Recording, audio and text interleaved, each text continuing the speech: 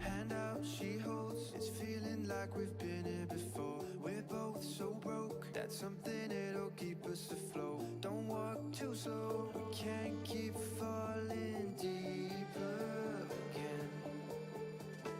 Came too close and the taste so far from pure. A rush of blood, but we search for so much more. We've all been here before.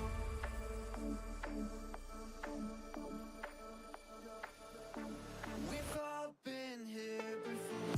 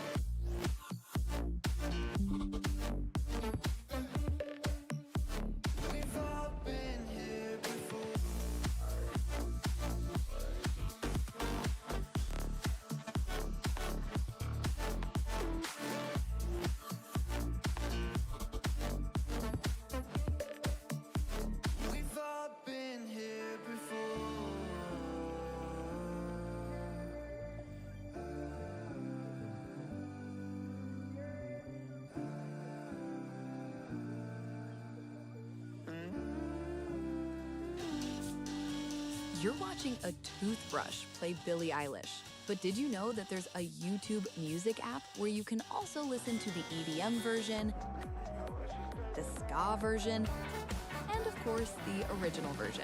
Duh. Get YouTube Music Premium.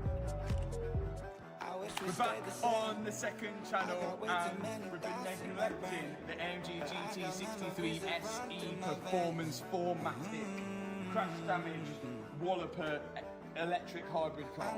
And the reason we've neglected this is because, well, we started this. Some things stay up while others go right down the drain. And lately we've been going down in flames. But if I'm honest, I get in my feels when I want you. Say you feel it too, I'll haunt you. Hold on till I'm lost in the nirvana. But if I'm honest, I get in my feels when I want you. Okay, that is so good. We have sort of stand from yeah. But if I'm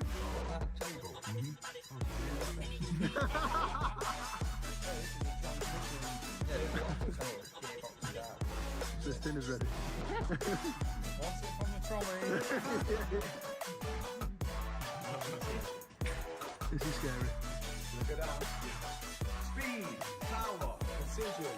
You can't do it with all. How low can you actually humanly go?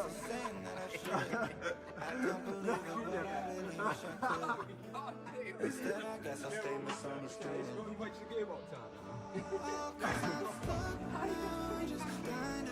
Oh my god, my neck is agony. Push that prop up. Ready?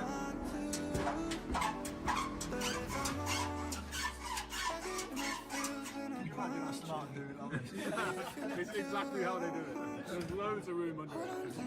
But look, it's almost out, it's We have coming. a jackable stand, obviously.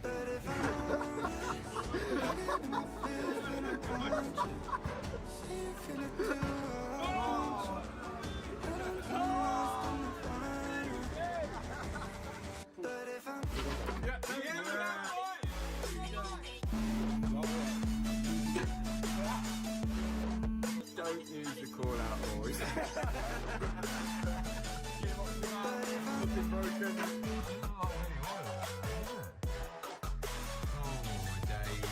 We're definitely building it there.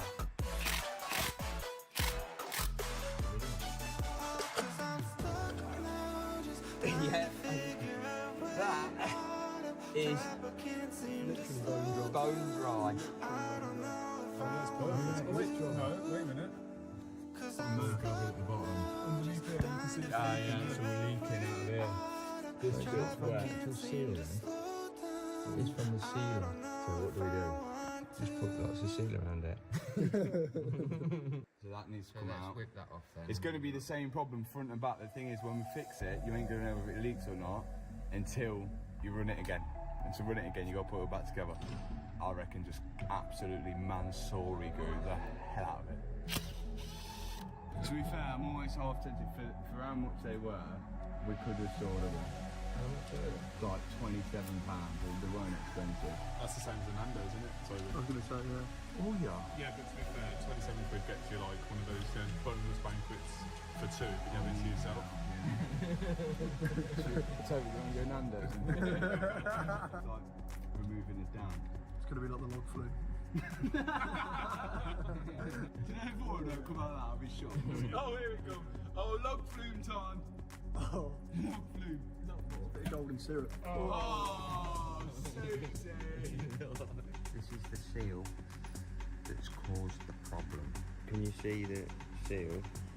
Just in that area there, no sealer. Could have been coming out that little gap there. So what we're going to do is just get more serum, make sure it can't come out that gap. So bet, because we've got all that seal and we're here working late on the SVJ, it's 8:10. If you can go to Nando's and back by the time it gets to 9, pick us up at Nando's, we'll give you a £30 tip. You're buzzing with that, aren't you? That's going straight on black.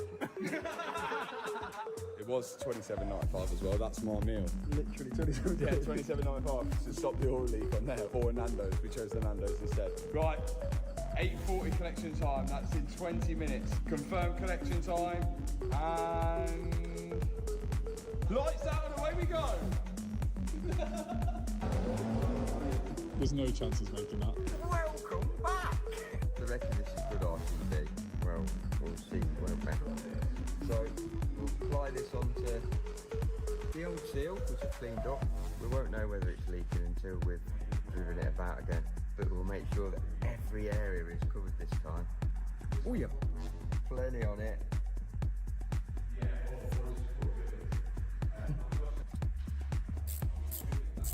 Hopefully, that half tube that I've just used will stop. I've received a message. Right.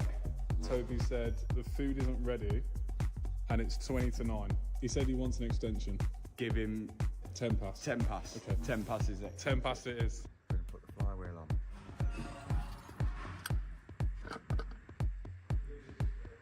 It's like ice in a cake.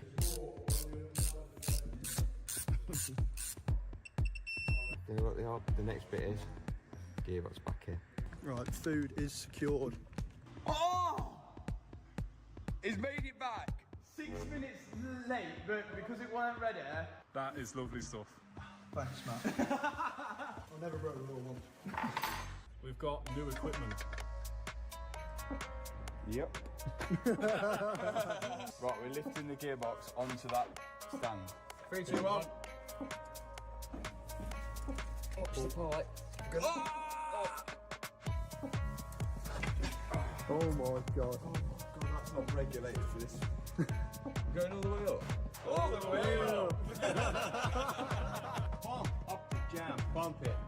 Don't you know, pump it up. You got to pump it up. Don't you know, pump it up. And it's I'm coming up. It needs to be lifted at the front end onto the subframe, doesn't it? Oh my god, that's absolutely lean. Lean and pop. Lean and pop. Can I let go? Let it go. Oh my. Let it go. Oh my god. Where's the oil press? Oh, the floor about there. Oh my god. This is not doing anything now. Oh my god, it's not doing anything. That ain't doing anything. This is safety. There we go. The thing is, if you slide it backwards, it's going to fall out. But at least it's kind of safe now. So everyone's abandoned it now then? Well, gearbox is in. Yeah, safe. I'm sure that when I used to work on my own, all this didn't happen. All the call-out boys there, strongest men on the planet. Great.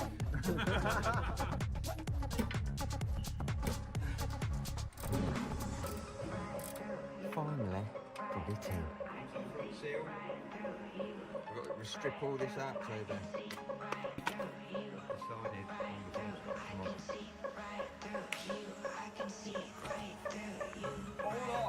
it really helps us that much. Still not there. So we've got to continue to strip bits off. Ooh, Niagara.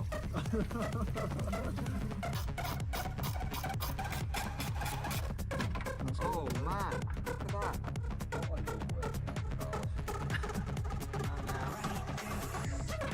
It's coming. Oh my god, it's fun. Unbelievable. I've really achieved today. Okay, so I've got this belt off, which is quite easy because you can get half down. But that is 100% how it's supposed to go. To me, that looks like, you know, from the inside, it'll cook it better, yeah. It's a big commitment, because if it don't work... When it's that way round, okay, do you know all those ribbons on there? They're running on the crank. What's the point in having ribbons on it if they don't do anything? We're probably going to push it on the wrong way first, like that. Then it's made that shape, and then put it on that way and try and get it so it keeps its shape. as you go on, but it can't fold back on itself because then it would leak. So it's going to be hard. And we ain't going to know. We ain't going to know whether it works or not until we start it. Applying the sealer. Is that it? Okay, so we've stretched the seal to go that way, which definitely that looks like a seal it's supposed to sit. 100%. Now it's just going to be hard to get this on, especially with the camera in the way. The fact you're attacking this with a screwdriver is quite brave.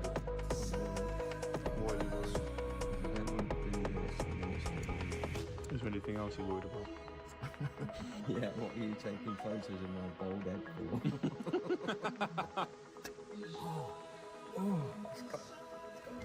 Is it on? It's on.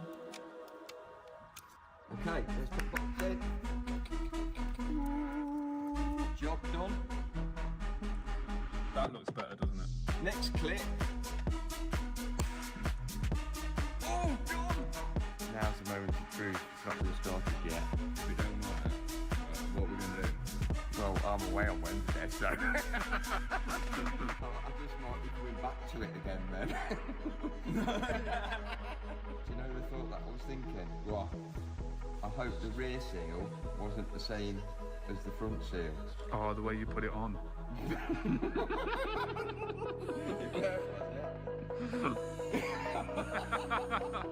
didn't put the rear seal on like the front seal. Saying that, when I took the rear seal off, the actual rubber part of the seal wasn't leaking. Yeah, we didn't think it was leaking. It was dry. Let's not think too much about that. Yeah, we can't change it. We can't change it now, can we? It doesn't change the fact what's about to happen, does it? We're just going to start it. We're ready. Moment of truth. I forgot how to start, it's been that long. Start. Okay. Come on! Let's send it up. How you feeling? That's how I'm feeling. Be good if it's alright though, wouldn't it? I'm excited. Let's get the action on as well. I can't physically see any drips. Well, no, last time we couldn't. It took a while, didn't it? Oh no, he's touched it. You know his bad luck. How does it look? Dry. The back seal is wet, but surely not after this time. Shall I just leave that there like that? Dry everything. We're going to have to leave it in the ramp for like 10 minutes and then come back. It looks a bit wet there. That does look wet. I think the back seal's the same. The back seal might have been the same. I'm looking on the video. Whoa. What's the verdict? It is folded in, but it's only a tiny seal, isn't it?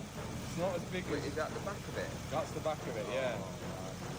So it's folded in, so maybe when you pushed it on, it's folded itself back out. What's wrong? Oil. Where? Out the front one. It's coming more from this side now. Unless it's old oil. Definitely oil, 100%. Okay, so we're going to need to get some baby powder to find out where this oil leak is coming from. So whilst someone goes to buy baby powder from the shop, let's get back, or let's start on the AMG GT63 and see if we can actually make some progress on that. Let's go. Okay, everything here is all tidied up and good. Suspension's on, subframe bars on, everything here is all good. And the inverter for the battery is there, and that is why now we can cover it up with the wing. So the wing, we're not going to fit this in properly, you'll see why in a minute. This is a new wing. Okay. One wing on, but you might notice it's a different shade of black. But this car is actually gloss black. You can see, look, it's like gloss with a bit of metallic in there. And that's what we've had it painted to. But the car's actually been wrapped satin black, and it's actually a decent job. The full car's been done, so I think we're going to try and keep it satin black. And we've actually managed to find, well, a wrap which looks pretty similar to it, if not the wrap, because the most important thing is trying to get it to match this one here. I absolutely hate wrapping. I used to do it loads of time. You guys would have seen it in the previous videos, but I despise doing it. I just can't do it. So ideally, we need a wrapper. Here's a wrapper. Is that this? Yeah. We got H. We're wrapping. Yeah. Yeah, we do need a rapper because we need a quarter. This is so random, isn't it? Or like a rapper like W-R-A-P-P-E-R. Yeah, or R-A-P-P. Oh, right, as well. wait. Whatever you could rap whilst rapping, whatever you want to Yeah, do. yeah, sweet. But we need this rapping. Right. It's going satin black, Right. same as that. You reckon you got that? Yeah. Have you ever rapped before? I rap a lot actually.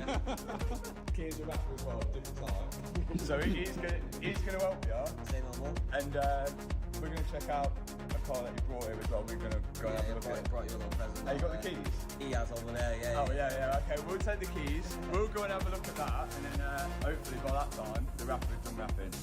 Yeah, let's do it.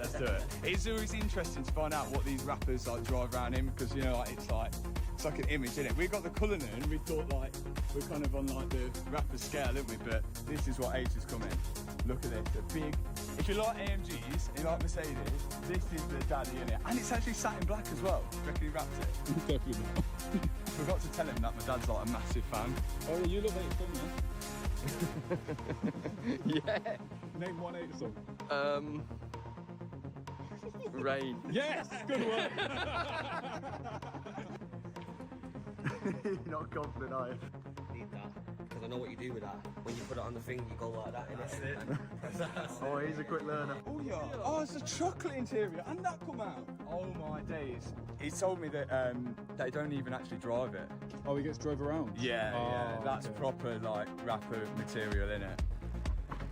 Oh look, he's doing that already. He knows. Yeah, you know that one. Yeah, I've seen you do that. Got it. Got it. Come on, Jake. Yeah. It's whole laid back. So there's TVs here. This car, we need to rebuild one of these. That looks sick, doesn't it? Just a pillow. Yeah, pillow. The seats all controlled by ear. Oh, it's gone all back. What it is now. You liking what you see? Oh yeah, them creases. Oh, it's a fridge. Oh, chocolate. Want some chocolate? I will. I like it. Right now, it looks like you could be in like an episode of Carpool Karaoke. Yeah. So I think we should play some H tunes, as we've got H number 1's fan over here, Yeah. and see what he thinks.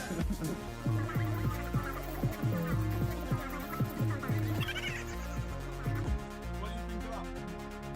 Yeah. Good. Great. You've already got it. Oh, yeah, it's already heard it. It's already heard it. That's it. Wow. Wow. Wow, he said. Wow. The man said, wow. Someone asked Matt if he's got any jobs going. This car as well, it does something cool. Yeah, I'm showing you the coolest thing about Yeah, we need... Oh, it raps! Oh my days, this is going to make me feel sick. This will get you on the side, isn't it? That's mad. That is actually mad. Yeah, this is a sick car. I think we do need to actually rebuild one of these, don't we? Yeah, I like this a lot. But unfortunately, it's not crashed it. We've got something excited about this car as well that we've got to announce to people, but we need to see how it's doing with the wing. Let's go see. Talk to me nice.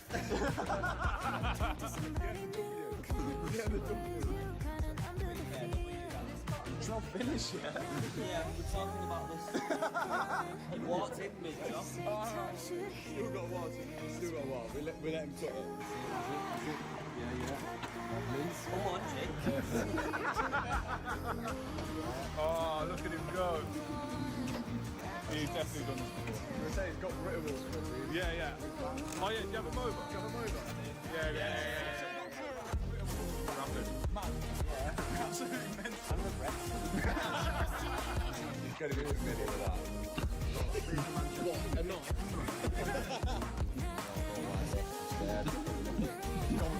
Why is everyone going, oh, I don't like that?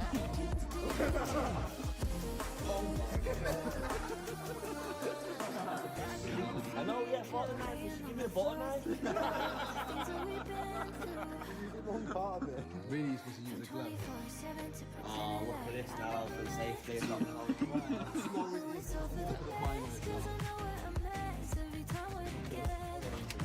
Yeah, it is. sweet, that, isn't it? There's a little bit extra though. Yeah, that's alright. Have you actually done any work on the cars before? No, Never in my life. What did you actually want to be when you were growing up? Don't know, when I was young, I wanted to be a kickboxer and then I wanted to be a rapper. What? That's it. I always remember my mum telling me that dentists make loads of money, so I wanted to be a dentist because I thought they made loads of money. So if all falls down, you're going dentist. All falls down, get open mouth. I'm kind of happy with that. How we've got there, because once we go further past that, it's going to get a bit, it's a bit Listen, more I'm delicate. telling you, there's a lot of people that could not even do what he just done. They're 100%. Yeah, and he's giving it a go, isn't he? He's giving it a go. Yeah, and he's humble with it as well. That's what I respect. Rapping all right? Rapping's fine. Easy, I think I passed the test. Nice. Well, we've enjoyed your car. My dad loves your music. He's like a massive fan. That's like you're lying on. No. No. He's only got one CD and it's an HD. We just played it to him in the car. He's like, I know it. You know every word. Every word. Like, trust me, he's a top fan. Name one song, Daddy. Name one song.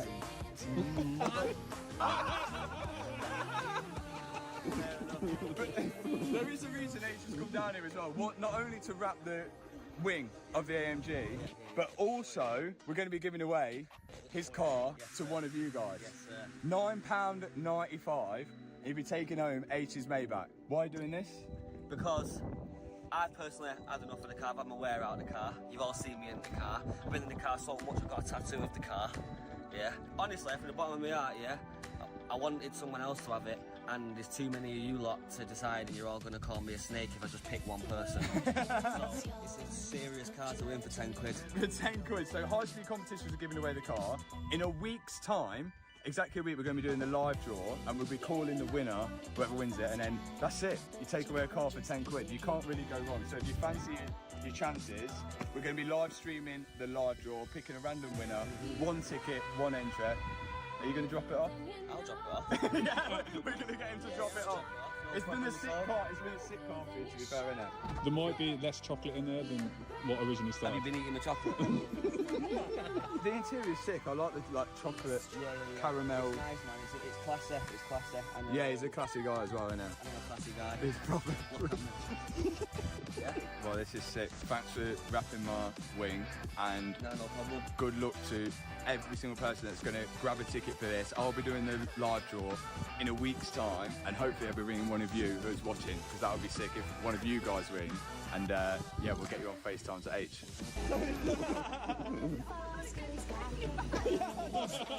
For some reason, Hannah's in there right now. Should I be worried? He has got a mobile. Yeah, he's got a mobo and a bit of what have we got? YouTube flags. Right, verdict. At the minute, we think the front one is actually okay. The back one still seems to be leaking, but we think the back one's leaking because when my dad figured out that the seal was meant to be pushed inwards, he figured that out doing the front one, and the back one may need to be the same, pushed inwards. So I think maybe a new seal is needed on the back, but it's a lot better than doing it on the front. Wing is wrapped. Good news. Now the goal, and I've been dreading this because we took it off so long, is building up this front rad pack. I'm dreading it. All of the bits are over here. It's going to be a better option if we build this off the car and then lift it onto it. So I've got to sort of figure this out myself and then go from there. So I'm going to lay everything down on the floor and hopefully build it up. All of this rad pack consists of so many different parts. So all of this rad pack comes with loads of different parts, and it's all for insurance purposes, because the more parts it takes to build up a little thing like this, then when you claim for your insurance, if you only damage one part of it, it costs you less than buying the full thing. But it is a nightmare to put together. So I'm hoping as well that we get away with using this radiator, because this had a little knock there, innit? Oh, really hope it don't leak out of that. This one next, I reckon. Yeah. Right, now that goes on. Right, we think the rad pack's kind of built up. Now, before we lift it on, I think we've got some hoses to change here. We've got these 2 oil lines. This is an absolute mash-up.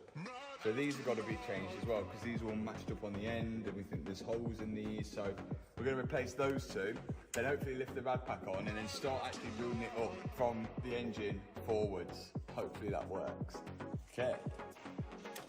Happy with that hose. That's staying on. Let's do that. 1 off, 2 off, and 3 Off. Yes. Off. Okay. That one's that one.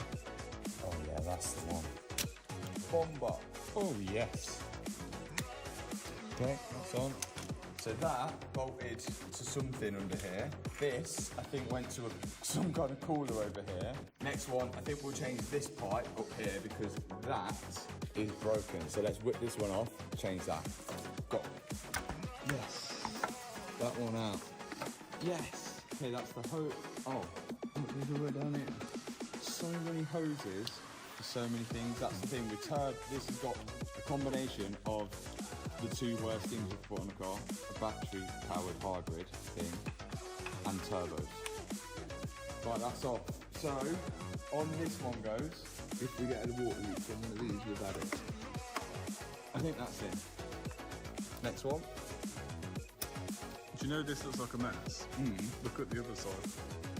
That looks crazy. Yeah, that looks carnage. But the good thing, I haven't really touched this side. Right, we're going to take these oil lines off. They both go to the oil cooler on this side, but there's oil in this, so it's going to get so messy.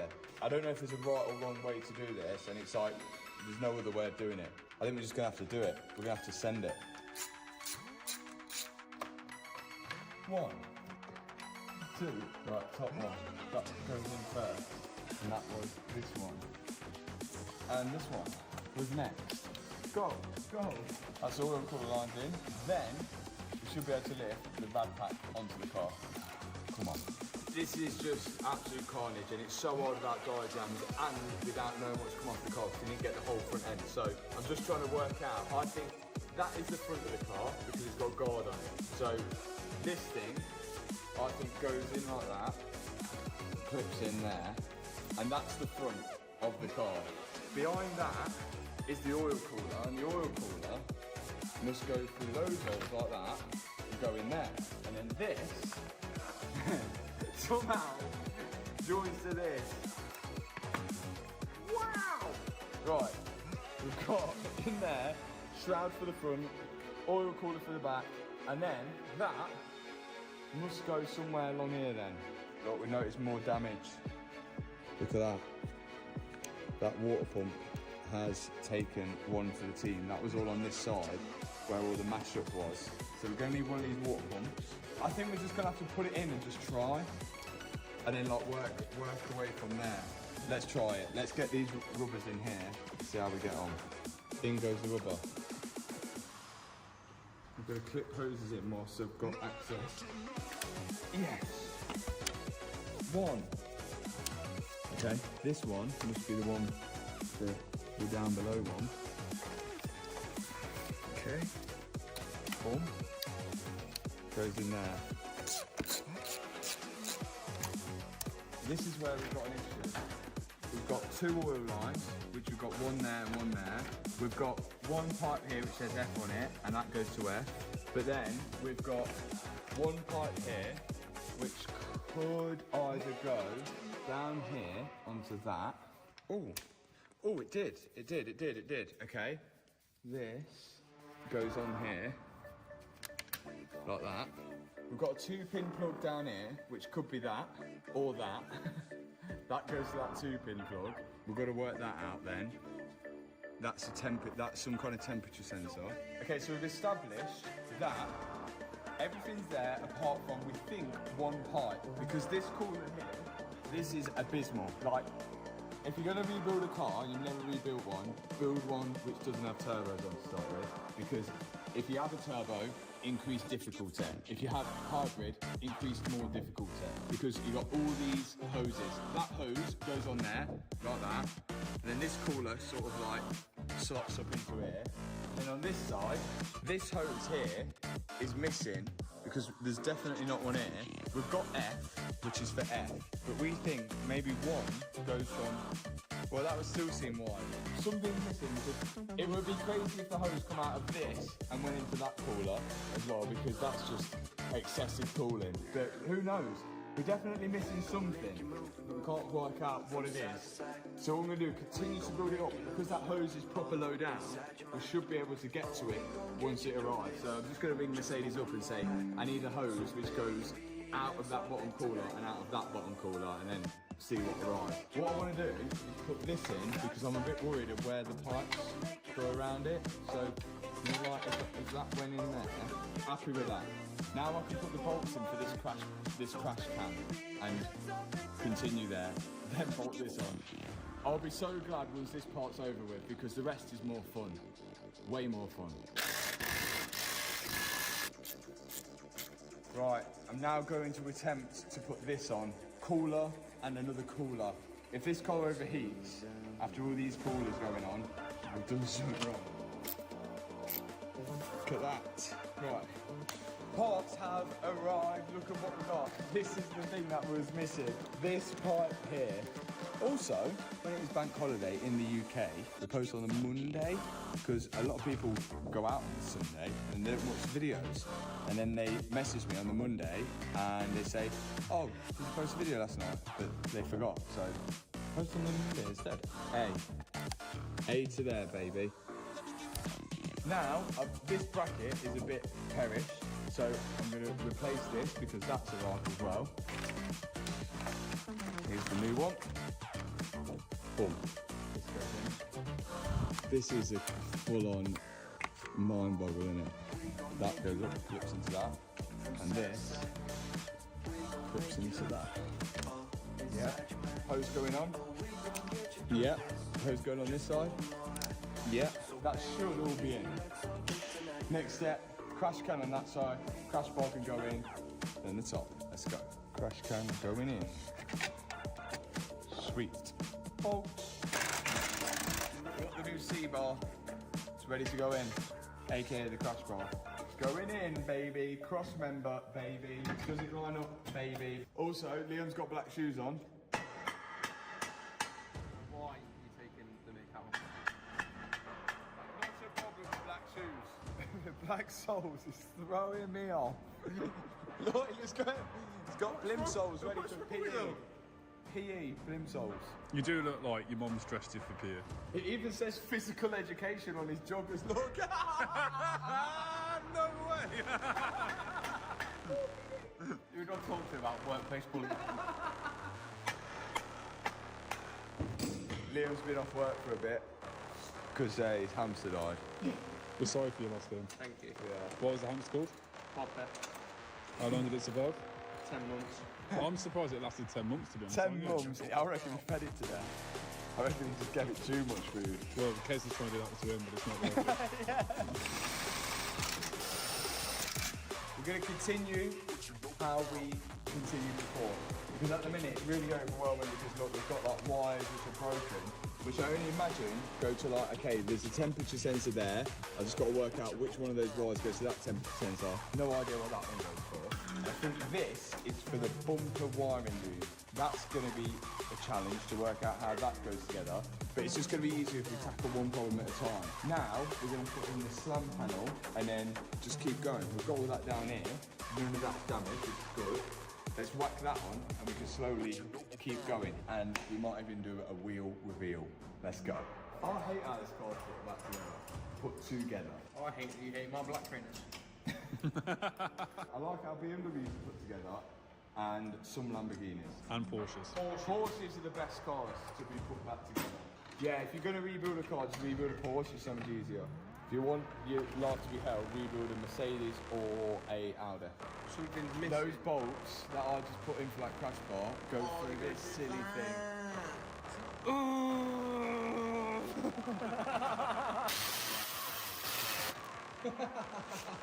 Yeah, that's better. That looks more normal now. That doesn't look unusual, don't you think? What, so I was my black fans. They look good, I like them. Well, hopefully after the rest of this video I don't get bullied, so we'll see how it goes. Bit harder to get it in. There's better adjustment in that, where the bumper sits on it. Why do they do that with cars? I know they do why they do it, because then you can adjust it. But like, do you know if it's built it right in the first place, you wouldn't have to adjust it, would you? Silly boys. Update, current time and date is the 25th of August, which is Monday, 12 minutes past midnight. The video is going out in 18 hours? 12 plus 6, 18. 18 hours. Sorry, It's 18 o'clock. it's going out at 18 o'clock. So if it doesn't go out at 18 o'clock, it's Matt's fault. We're here doing our part. Yeah, the BBC wouldn't do that, would they? Yeah, you wouldn't see David Attenborough out here at 12 minutes past midnight, would you? He might, because he might have to wait for animals.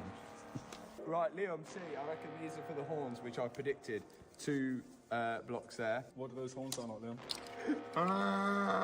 Horn. Beep. Horn. Beep. Active flaps. Close to warm the car up. Open to cool it down. Stupid idea. Slide her up, slide her up. Right here is Mercedes' attempt at brake aero? Yes, brake aero. And if you look at that side, I mean... Wait, is that zip ties that you use? Yes, zip ties. Does it go? Is that how it really goes? That is crazy that is what they use. Like, It looks like a cereal bowl with some zip ties on the back of it. yeah, it does, doesn't it? Right, okay, let's do the zip tie up. Do you know, like, when you think about what Porsche do for like brake aero and Lamborghini had, even Lamborghini, like their brake aeros are probably a bit better than this, but like Mercedes have just kind of gone cereal bowl. Okay, brake aero on. What we're going to do whilst the car isn't up in the ramp, I don't think we're quite ready yet to commit to under trays. So that's when we're at bumper stage. But we don't know how much oil is in the car because you have to start the car and run it to temperature to find out how much oil is in it. And last time we just started it for like 10 seconds to make sure it started in the first video. It didn't sound particularly great, but it got better as we went along. So to make sure it is good, we're going to drain all the oil out and refill it with the correct amount of oil. Oh, it's clean, isn't it?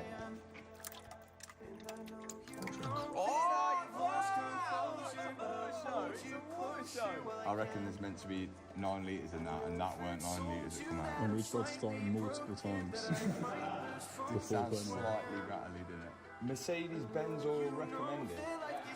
Of course it's going to recommend its own oil. Of course. But what do we recommend? Valvoline! That's better. Because Valvoline is designed to protect, and it's actually like an oil brand which has been going since the dawn of day. Anyway, it needs 9.5 litres of this. Let's go. Okay, ready? What's that, Liam? What are you doing? What are you doing? Oh my! Liam's lubricating the whole of the outside of the engine. It's like sword Oh no, because now we're doing a V with the oil up. Oh, Valvoline! Oh my god! Are you going to leave 0.5 of a litre? I'm doing the whole tub. I thought you would. Yeah, it's already gone over the engine. Look, about 0.5. Good work, that was a good start. Yeah. Well, I'm doing the full tub then. Yeah, because we're going for 9.5. So that means 4.5 plus 5. Your maths is amazing. Your shoes are amazing. It is 10 to 1 in the morning. Do you know why we built all that up throughout this whole video? My dad's done the DBX, and also his seals come for it. The DBX for the gearbox seal, 400 and something pound that was. What? Stupid. So we've got to take the gearbox back out and change that seal. When it comes back off his Ollie Bobs. I want to put coolant in it, but I don't want to go home knowing that's leaking. You've got coolant in it. Yeah, that's battery coolant, that's turbo coolant, and that's engine coolant. But why is there so much coolant? Because it's a cool car. This is the best coolant In the world. Let's fill it. If my feet start getting wet, I'm going to be so disappointed. Right, fluid is in. It's going to end up bleeding out. We probably need to do a bleed procedure for it because there's so much coolant in there. We had to do the same with the Aston Martin. But the good news is coolant is in, and at the minute it's stayed in, which is really good news. This is the second channel. We haven't been doing things in order like we would do on the main channel. So we're going to like not abide by rules here. And the rule we're going to do now is we're going to start it. Well, hopefully it runs okay, because it sounded a bit dodgy last time we ran it. So that's one thing. And then we're going to put some wheels on it, and we're going to see if it drives. Because in my head, I'm thinking, if we put this whole car together here, and then it doesn't drive, we could have just solved the issues whilst it was in the ramp. If the gearbox needs to come out, I don't know. We don't even know if the hybrid system thing works. But the car doesn't know it's been in an accident because the airbags haven't gone out and none of the accident stuff is deployed. So we should be okay. I think we need a jumper pack on it because it's going to be flat. If it runs good, we'll whack and get the wheels out. Small bolts, here we go.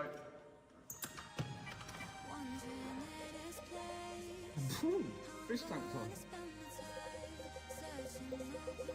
Remember, our goal is to make this an absolute, like, supercar killer, four-door saloon, crazy thing. We haven't done any performance modifications yet, but we will do.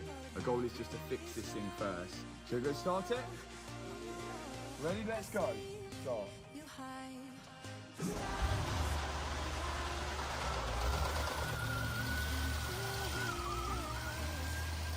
Fans have come on. Oh, I know why the fans have come on. Because the temperature sensor's unplugged. You notice that temperature sensor is not in. The fan's coming on because it doesn't know how hot it is outside. Sounds quite loud. A bit knocky, yeah. Compared to the DBX. But it's running. Oh, Sport Plus race.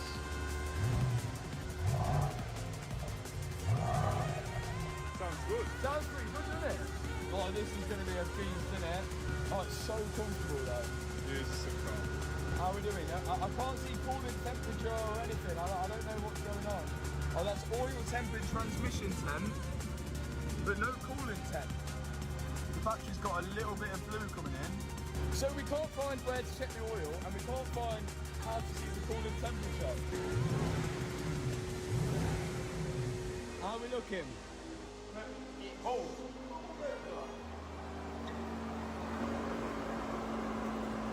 I think it needs bleeding, but the good news is a lot of the fluid stayed in the car. Most of them, is that right? Yeah, there's only that one will go over together. That's good. There's still a lot to figure out on this, but that's one station. The engine is good. Cooling system seems to be okay. The fan's running all the time, but I think that's because we've got temperature sensors unplugged. I just want to see if it drives, and to see whether it drives, we need to show you the wheels because the old wheels were broken. That's one of them over here. This wheel perished. We may actually give that away to somebody. We'll see, that'll be in a future video. For now, let's get the new wheels on, see if they fit, and see if we can actually drive this off of the map for the first time since it got put in it, because it's been in here a long time. We've kind of neglected it on the second channel. Let's get these wheels out from Wheelmania. We're going for the gangster look, satin black, with gloss black buttons from Wheelmania. Look at them bad boys. This has got to be the most evil saloon supercar killer AMG E63 AMG 63 GT performance ever. We got these from Wheelmania. We got Vossens on them. We got Michelin Pilot Sport 4S's, same as standard, but I think these are going to look sick. They are front and back, even though it's four-wheel drive. They are wider on the rear. What do you think of the wheels, Leo? Oh, they look like pretty gangster, don't they? I think they suit the car perfectly. Once on the car, I think they're going to look a lot better. Black on black on black. So do I get to take the mick out of you for having black wheels?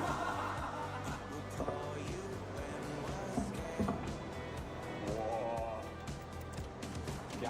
Gangster. We've linked my dad's wheel nuts for this, but we'll have to give them back afterwards because we're running black wheel nuts just to see what it looks like. Cool. We'll have to give them back. This is going to beat your Lambo when it's done. Well, all cars beat my Lambo apparently, so. I think that's what you get for taking the mick out my shoes. To be fair, I think this car is going to beat a lot of cars in a drag race. Reckon R8? Yeah. R8 is going to be. It's going to be over 1,000 horsepower. Yeah, but you ain't going to go to use that 1,000 horsepower. Four-wheel drive, bro. What kind of race in this? What's big Marks P1? Be a hard car. Yeah, or Revolto. Oh yeah, it'd be good to beat the Revolto, hybrid versus hybrid. I don't think I'll beat it though. This is going to be way heavier than the Revolto. I thought it's a supercar killer. It's a supercar killer. The Revolto ain't a supercar, it's a stupid car. Got it! Bash! Those wheels are on and they look sick. Wheels on for Wheelmania. They look bad boy. The Vossens are going down. Oh, look at the fitment. Why? Look at that. Oh my god. That does look so gangster. No. Well, they're a bit wider. But like, it does look gangster, doesn't it? Maybe the air suspension's a bit flat. It probably will come up. I think we lower it to that point anyway. Because that look, it is a bit drug dealer spec, isn't it? But it does look like it should be. If you want to get some wheels, you can get some at Wheelmania. The link's in the description to go grab some wheels like this, or whatever you fancy, because we got Vossens. You can make your own custom ones. You can do whatever you like at Wheelmania. We've had Wheelmania wheels since the dawn day. They look really good on this. It's all blacked out, it's absolutely stealthed out. I can't wait to do the rest of the car. Let's see if this thing drives off the ramp. Oh my god, it does. Do you know what vibe it's giving me? That Maybach out of that, Kanye West. yeah, the Otis. Otis, song. yeah. It's giving me that kind of vibe. Right, here we go, sports fans. We're going to see if it raises up so Liam can get it off the ramp, because it does look a bit low, but we're going to accept it. Here we go. Hopefully a first drive and it moves forward without any weird noises. Cannot start engine. No? It's literally been working fine until we get to the point of driving it and it decides to give up. It's like, yeah, I don't want it. If it just started a minute ago, we had it started and then we turned it off to jack it up. Only electric drive available. Malfunction. No engine start. Why does the sound going to take off? We had it on driving, then you said turn it off, and then turned it off, and then we went back on again. Get out, lock the doors. I can't lock the door. Oh yeah, so it's got electric.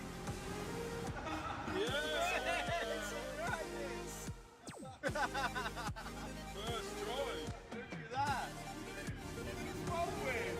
My theory was before the hybrid system was dead, so I think it would start the engine without going into E mode, but now we've had it on for a little bit, it's charged the hybrid, and now it'll just go into E mode to start, and then you have to try get it into petrol somehow. Same with the Revolto. Like, do you know if we cleared the coast, did you get a start? I don't know. Some faults cleared. Strangely now, engine faults has gone down to 2. Outside temperature sensor and temperature sensor for the coolant of the charge air cooler and a short circuit. So there's 2 and then the front right door. So no codes for engine anymore. So turn the ignition off.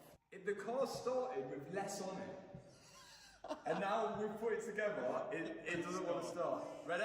Yeah. Active.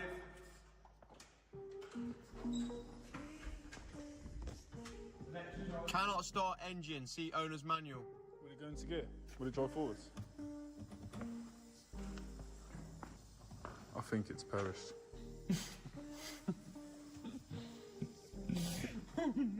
Why do people think this is the future? This ain't the future, is it? It makes no sense because it started up with less stuff on it. We built it together, it started, we put the wheels on, we lowered it to the ground and then it didn't start. It's like, nah, give up now. Since he got in the car. It wasn't working when you got in the car either. Yeah, you touched it, you touched the jump back. Yeah, but with your black shoes. You don't like black shoes, so this car's black, it's wearing black shoes, it don't like it. I think it's to do with the door being off. Come here and have a look at it. Because now it's gone to normal height. That looks a sick day then. If that was an Audi, it'd be an A7. But it's not, it's a Merc. It's cool, isn't it? I do really like it. And if you do really like the new Monaco fresh drop tees from HWBT, they have just dropped in black or white. You can go grab these with the link in the description box below. We've made some good progress on this, but next week, hopefully, we are going to win. The SVJ is back. Thanks so much for watching this video. We have now stopped building the SVJ for the weekend. Thanks so much for watching this video. Hit the subscribe button, hit that thumbs up button. Peace out.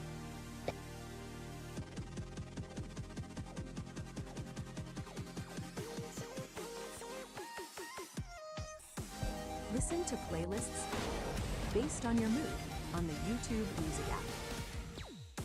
Car appears to be totaled. Sad day. Have you ever had an opportunity presented to you so clear in front of your face that it'd be wrong not to take it? Over the past 3 years, I've rebuilt so many cars, but I believe all of this has led up to this opportunity right now, which I have to take. The new 992 GT3 is one of the best cars Porsche have ever made. This is what driving is all about. Because of that, it's almost impossible to get one. Good customers of ours that have a relationship. So the chances of someone like me owning one are very slim. So I can only enjoy them, like most of us, through watching YouTube videos. My car is finally here. This thing is a race car. It is an absolute race car. One YouTuber who was lucky enough to buy one, Adam LZ. He bought this breathtaking GT3 with a paint to sample colour. It's really been my dream to own this car forever since TJ Hunt got one. Adam loved his Porsches. He's owned the previous gen GT3 RS and now the 2022 GT3. But one day, whilst he was out for a drive, his pride and joy was smashed into. This is the last thing I want to film right now. Car appears to be totaled. Sad day. The airbags went off. This thing's done.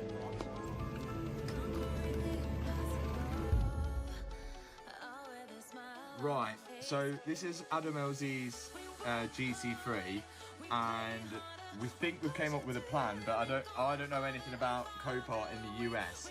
Apparently this has got like a clean title. If I bought this, it's in Knoxville. I don't know how far away that is of your place. Is there any chance of me being able to take it to your unit and rebuild it at your place? This looks like it'll be my only chance to own a GT3 and to get it at a price I could afford. But there was one problem. It was over 4,000 miles away in Tennessee, a completely different country. And buying a car from Copart there wasn't as straightforward as I first thought. So regarding buying a car over here, it really differs state to state.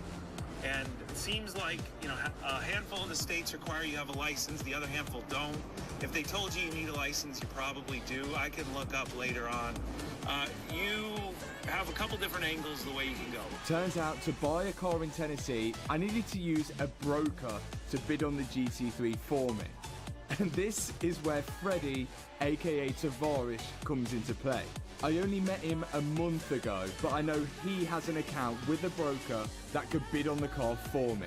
And sure enough, he agreed. We're winning.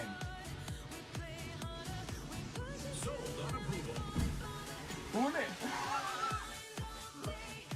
This is wonderful. Oh, dude. You kidding? Right. Was that for me?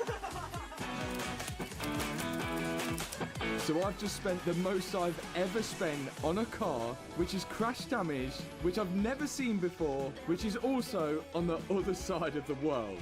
The crazy thing about all of this is that I've never even been to America, and we've just bought a car out there that we've not even seen, only on the internet. So I am 100% bobbing my pants. Buying the car was one step, but being able to fix it and find parts is another issue. Trying to find some parts for it as much as I can really before I fly over on Friday, and I didn't know whether you could help with that, whether you have any parts for that or could help me find parts for that. Yeah. You're better off just selling whatever you can or trading it. Right, okay. No worries. Thank you. What? She just told us to get rid of it. So basically you're sorry to sell the car. Buying parts for the GT3 out in the US seemed to be a lot harder than we first thought, and I wanted to order as much as I can before I went over there. Your best bet, right, I got this, so your best bet is to probably, if you have a list like that, you can email to us. Yep. info@suncoastparts.com. No one in the US would sell us parts. The only other thing as well, this tool to get the wheel off. If we don't have that, then it is game over. But Silverstone Porsche in the UK would sell us parts, so we had a plan. Yeah, fine. So I'll order all the other bits, I'll get it dropped out to you as soon as I possibly can as well. Wicked. And that was to order as much as we could in the UK and take them over in our luggage. No way. Not the lower crash bar. Oh no! No! I ordered £2,000 worth of GT3 parts and packed them into my suitcase. And I knew that we was going to need a lot more when we was over there. 1 bag, 2 bags, 3 bags full of clothes, but mainly parts. Hopefully we can get this into America. I think this has got to be legal. Hopefully. Let's see if we can get it through. This was it. Everything I've learnt through rebuilding cars have led up to this moment right now, boarding a plane with Porsche parts to go and fix a GT3 I've just bought. we're in. The parts checked through security, and before we knew it, we was on the flight to Florida. Here we go. This is it then, 9.5 hours to America. Please let this Porsche be good. Let's go. Welcome to all of them.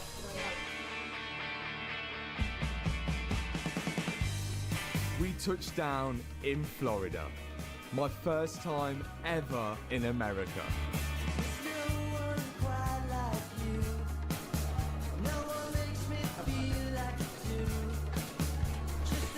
We've arrived in Florida, and it's now time to take the Porsche parts that we have and go and see the GT3 for the first time. Here we go.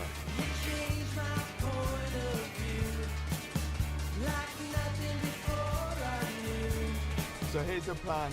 The car's been shipped from Copart to Savaris's unit. We're heading to his unit right now. We have no idea how bad the damage or anything's going to be, but we're about to find out in the next, well, in the next clip.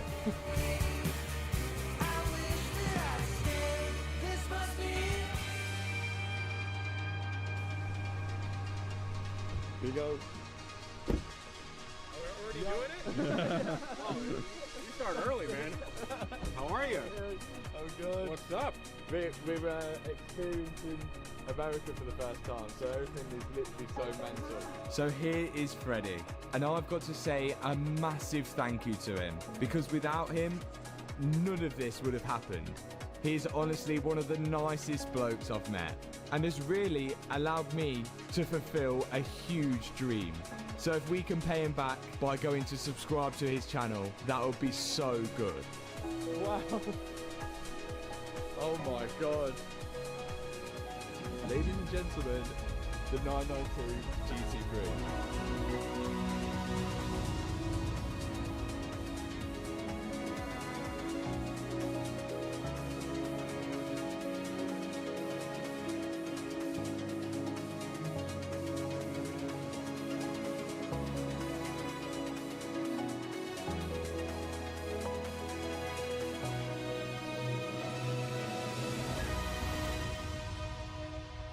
So first off, we're of course in Freddie, aka Tavaris's unit, which is absolutely mental, and we're surrounded by some absolute mental cars. It's overwhelming for me, one being in America, and then two, just being surrounded by all of this. So You are too nice, man. this is next level. Like, my unit fits one ramp in it, and you've got like, how many here? What, 6 or something? Yeah, And something like that. the McLaren's up there, the twin turbo Gallardo. Yeah, we got an Aston Martin DBS, Ferrari 430 Scuderia, Audi R8 V10, Skyline, GTR Nissan, another Audi R8. You know, there's some toys here. Yeah. But this is nice. I'm so looking forward to this. I don't even know what to say. It's literally so overwhelming, all of it. But I guess a good place to start is the damage. Bumper's definitely gone. There's nothing salvageable on that. Front crash bar seems actually to be okay, although it looks like the insurance have drawn something to say that maybe it's broken, but I guess we'll find out. This cooler looks okay, it's just disconnected. Headlights broke, wings broke, or fender if you're American. This wheel is broke, which I think are $6,000 per wheel. Yeah. A-pillar's got a dent in it. Every single airbag in here, curtain airbags, dashboard, knee airbags, passenger and drivers have deployed. Seatbelts are locked out, and the carbon reinforced plastic bonnet has just got away with it. Just. And Hannah, we came all this way for the GT3. Thoughts on it? Swan neck spoiler. This is just iconic on the GT3. Love it or hate it. I feel like some people might hate it, some people might love it. And then there's one thing that I have noticed, is that we are missing the diffuser at the bottom here. And this looks like the stock exhaust. And Adam definitely put on an expensive exhaust. And yeah, we've not got it. It sounded really good, and now I've not got that. So, Oh, the indicator's missing from there. Oh no, return it. Ooh. Goodie bags. Not good. No, but I actually noticed that this didn't look that good in the video. We've done a bit of pot smuggling from the UK. We have, yes. So we may or may not have one of these in the car.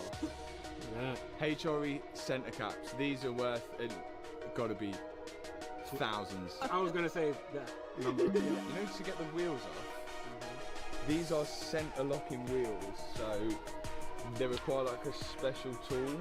But we can look around the car, maybe see if it's in there. I don't know. Yeah, because I don't know where they're supposed to be on these Porsches, and maybe they're all under. Like the right last here, one was like here, yeah.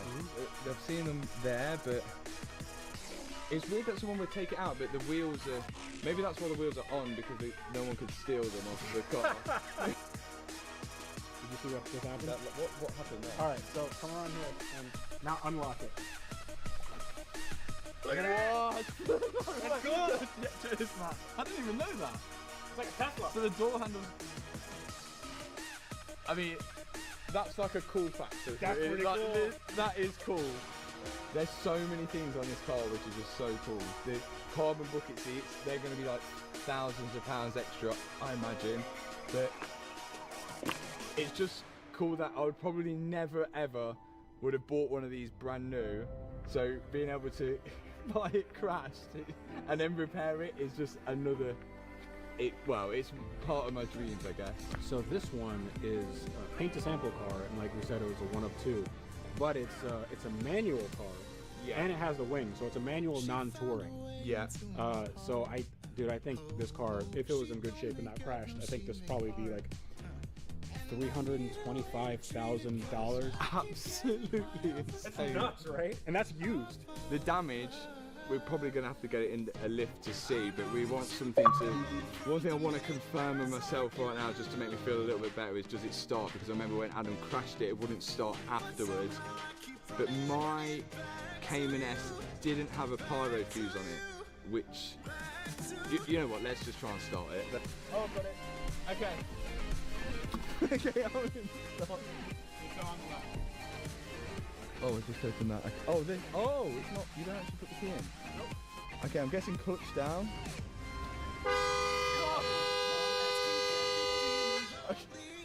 That's loud, isn't it? Did you hear that? Why is it doing that? It's German. Is it going to always do that? I don't know. That's really annoying. What? Put on the brake and the clutch. Brake clutch. Ah! I don't know. I'm just spitballing. Oh, that is cool. Look at that, it's all digital. Can you see that? The dash is like fully digital, which that is well cool from Porsche. I love that. 2,500 miles. I feel so bad for Adam. Like, that is. Wow, the clutch has got so much play. Okay, here we go. Yeah, there's.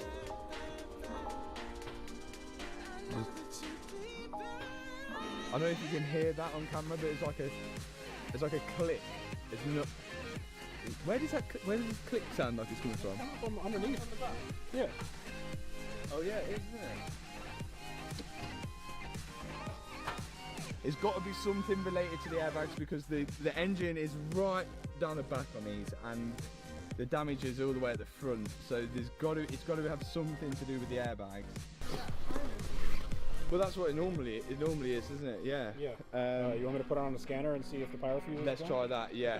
Let's get a diagnostic tool. So there's no time for messing around, and we're straight to the auto. I plugged it into the OBD to find so many faults, of course, but one of them relating to the pyro fuse.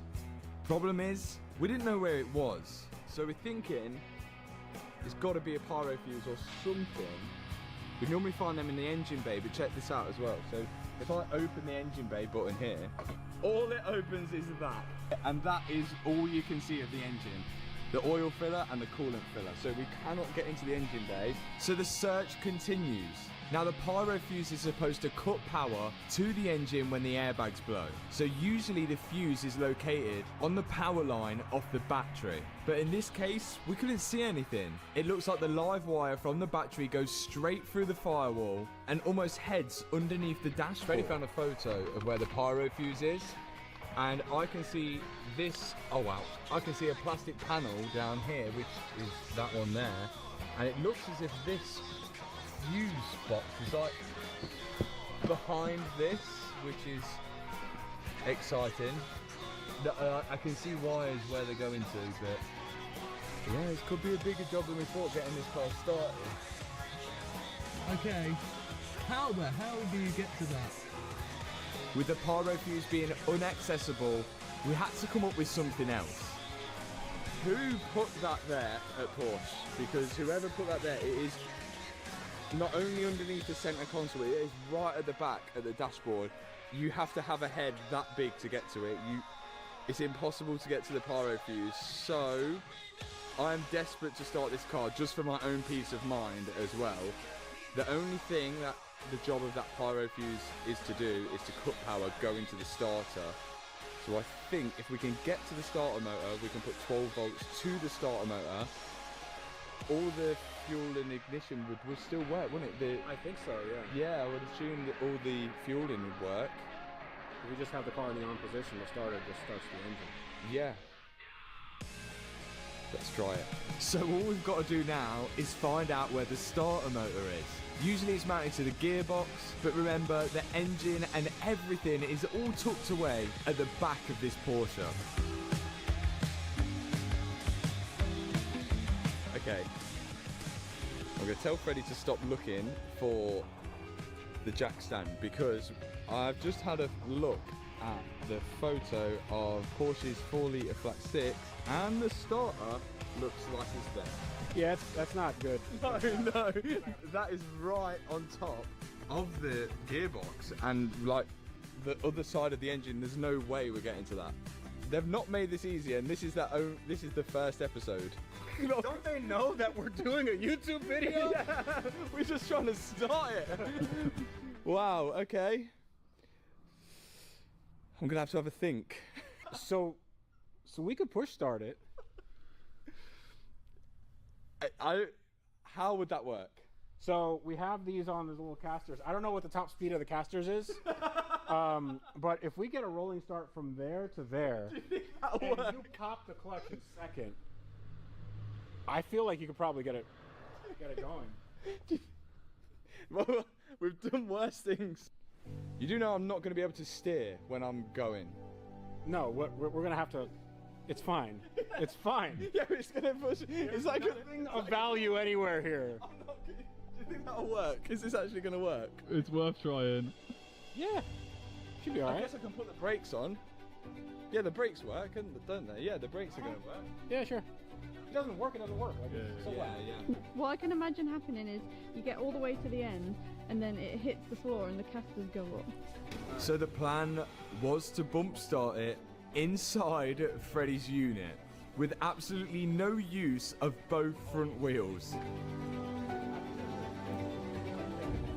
We gathered a team of people and we set to embark either to do something stupid or to do something genius.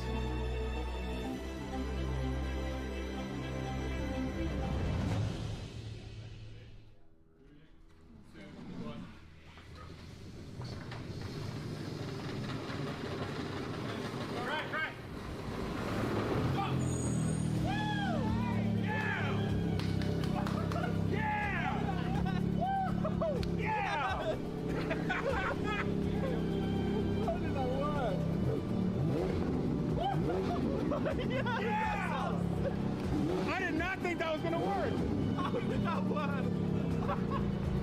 I thought I was gonna die. Look at your brake marks on the floor. Oh my god. You just took off, dude. Not the brake. The brakes don't work. Well, it sounds good. Yeah, it sounds great. Wow. How How did that work? Awesome. How did that work? Yes, it starts. Oh my god. So if you've seen in the last video, you notice that the pyro fuse for this car to get it started is actually behind the dashboard. I don't know why they've put it there. This is the type of fuse that we're looking for. And if we can replace that, then we should be able to get a first turn key start, no issues. But to get to it all, well, we've got to take out all of this center console and the dashboard. And I can't imagine there's many people in this world that has taken out a 992 GT3 dashboard. So I'm kind of going to be figuring this out as I go along. But I guess that's the first step. Let's get to it. One thing that's going to make this job a little easier is removing the seats. And these seats aren't just any regular ones. Look at the service I've got. The GT3 comes with carbon bucket seats, and I can only imagine how much they cost. So when working on this car, I'm trying to be really careful not to damage anything. Yeah, they are light. What a seat. Right, good start. With the seats out, I've got more room to move around the inside of the car, and I can start stripping out the seat belts because these are completely locked out. The belt is up behind this rear door card, and that would be easy enough to remove on a normal car, but this one has this cage in it. There's two bolts where it looks like here. I don't think it's actually welded in, and then I think it's going to be mounted at the back. The seat belts usually lock out during an accident to pull the passenger and driver back into the seat so the airbags work to their full potential. But to get the seat belts out on this car, I've got to remove the roll cage. Again, without damaging anything. Wow. Whew. Done. Yes. Now the roll cage is out, I can get to the rear door card and remove it. And then after that, I should be able to access the seatbelt and the tensioner, which works as a sort of explosive to tighten the seatbelt, which we're going to need to take out and replace. Whilst the rear door card is off, I can access the curtain airbags, which are pretty self-explanatory. They have again another explosive device which detonates the airbag to blow, and we're gonna have to replace all of this. There's two bolts actually holding in the detonation part, and then a lot of these special clips which hold it to the actual roof of the Porsche. Okay, so we're fully stripped apart in the back here. No roll cage, seatbelts are out, curtain airbags are out, and now we need to move on to the dashboard. And really, to get this dashboard out, I have no clue. I'm going to see if we can get away without removing this center console, because there is a lot of buttons and a lot of things that I could break when removing this. So I'm hoping I can get this out fairly smoothly. First step will be getting the steering wheel airbag out, taking the steering wheel off, and then hopefully this bit is separate to the bottom piece of the dashboard. But fingers crossed. Now, as a lot of you guys may know from watching my previous videos, dashboards can be a hit and miss thing. Some can be easy and some can be extremely difficult. And we're about to find out which category the GT3 sits in. First off, I'm removing the steering wheel airbag, and all the indicator stalks, as it will be virtually impossible to remove the dashboard with all of that on. After that, I'm going to pull away anything that's on clips, and that should reveal all the bolts holding the dashboard in. Porsche have actually used all the same bolts to fix the dash to the car, and once I've removed the glove box, I can go underneath and I can see the passenger side airbag, which will need replacing, and also on this car, a knee airbag as well. And after that, there wasn't really too much left to remove. Okay, this dashboard is ready to go. All the bolts are out now. I just need to lift it out. Actually, it wasn't too bad. I think maybe I'm getting a little bit better at all this stuff. But this car is actually built quite nicely compared to the Cayman. There's little rubber gaskets in between all the plastic panels to stop them from squeaking, which is like the little extra bits I guess you get in a 911 as compared to like a Cayman. But we are not far from getting this thing out now, and then we can then start looking at getting this part of the dashboard fixed. So, well, let's lift this out. Not a bad effort at all, and dare I say, one of the most easiest dashboards I've ever had to remove. But I find out later how this is far from the case. Yes! The dashboard is out. Yes! Everything is everywhere. There's parts of the interior scattered around Freddie's workshop. What'd you do? I know. Come on, man. I know. Dashboard is out. Sweet. Do you think that can be repaired? Yeah, absolutely. So I have a good interior guy. We can just cut this and either re-glue it or re-sew it. Perfect. Should be good. And they can keep all the original stitching, and job's a good one. Absolutely. Now, I'm only in Florida for a limited amount of time, so I'm trying to get everything done as quick as I can, especially the dashboard, as it's only a matter of time before I forget where everything went. And that could be a serious issue. And you're probably wondering why we haven't even started with the actual damaged part of the car yet. Well, we have one issue.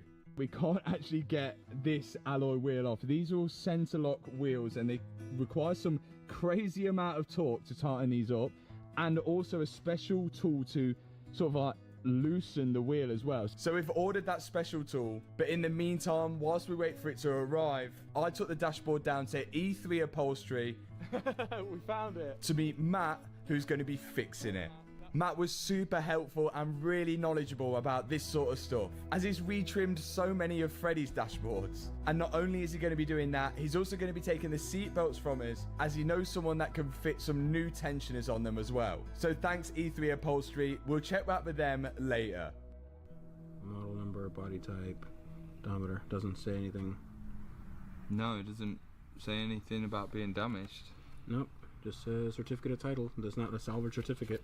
Good. Mm-hmm. So over here they have things called titles, and they can salvage title the car. Like in the UK, you'd have Cat B, C, A, S, and N, and that sort of stuff. But this seems not to have any crash damage title, which is strange. Like My name's on the title. Oh. So, yeah, I guess it's my car now. Now the mental thing about all of this, taking the dash out, I still cannot get to the pyro fuse. It is somewhere back there.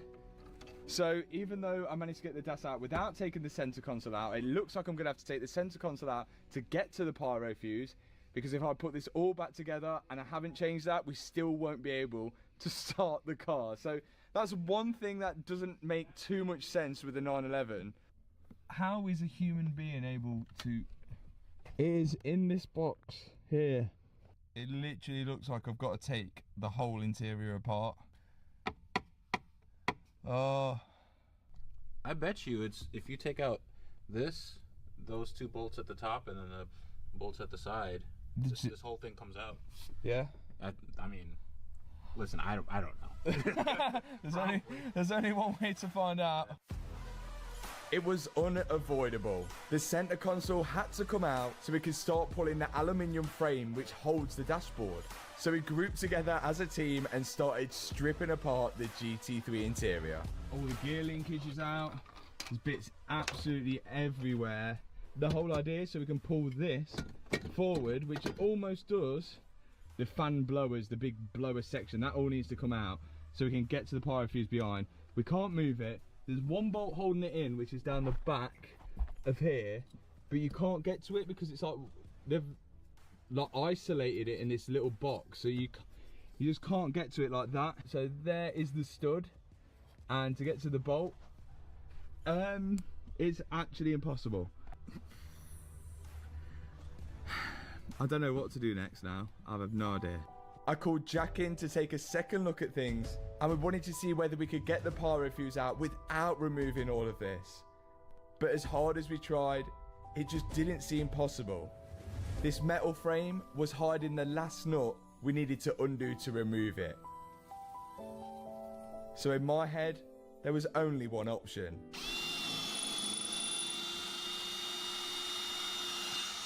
It's me just drilling a $300,000 car.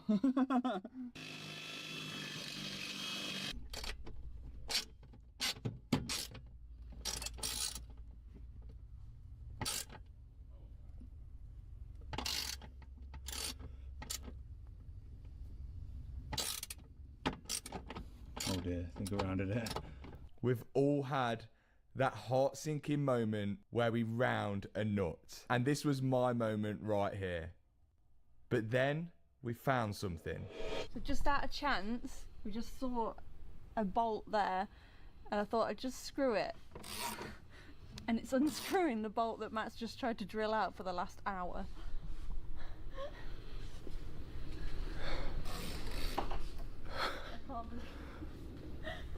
I mean, it makes perfect sense. I mean, put all the other bolts inside the car, put one outside. Wow, wow, wow, wow. Is that even coming out? Oh my god. Oh my god. I've drilled a hole in the porch for no reason. This is the most stupidest thing. Look at this loom. That gives me a headache. That's a mess, isn't it? I have no idea how that went back. No, neither do I. We still can't get to the bottom of the fuse. We were one step closer now. All we had to do is remove the heater matrix, and there was 2 coolant lines which were preventing us from removing it at the minute. Jack was unclipping them from the outside of the car, and me and Freddie were pulling it from the inside. You can see here how the heater matrix works, and we're trying to remove the heater feed hose and the heater return hose. Then we can pull the matrix out. Oh yes. Oh my god. Oh, he said that. Yes! Yes! It's so easy, dude. It's right there. Oh my god! Oh my god! Look at it. Look, it's just right. It's just right there. So why couldn't you? So couldn't you like just move it slightly to one side or the other? I mean. Oh my god! Oh. I want to cry. This was a lot of work. Like, it's an excessive amount of work. Who did this? Who did this? Who put this there? Why? There you are, my friend. So how does it work? The power comes in here from the battery. That is transferred along that into this side, I believe. And because the fuse is broken in this area, it's not transferring the power to here, which would send it all the way directly to the starter motor. This is insane. I've never seen anything like this. I've never seen that. All of that work for this tiny fuse here. And the good news, it was actually broken. We didn't just take that out for no reason at all. You can see that here. Here we go. Oh. Oh dear. Oh dear. That's a little camera. Oh dear. I think you might need an alignment, man. Oh. Oh my god. That just fell off. Yep. The suspension strut is snapped. Sweet. The only thing holding this is a brake line. Oh, okay. It's probably not the best thing. Nope.